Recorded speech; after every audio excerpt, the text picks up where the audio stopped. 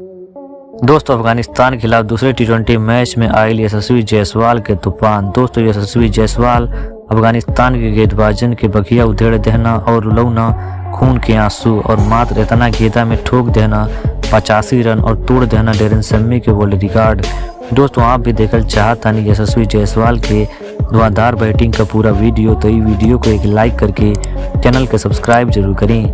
दोस्तों जैसन कि आप सभी लोगों के पता बा, भारत अफगानिस्तान के बीच में 3 टी20 मैचन के सीरीज के शुरुआत हो चुकल बा, जेकर पहला मुकाबला 11 जनवरी के खेलल गईल, जेमें अफगानिस्तान टीम के भारतीय टीम 6 विकेट से हरा के इतिहास रच देहलस और टी20 सीरीज में अब भारतीय टीम 1-0 से आगे हो गई बा।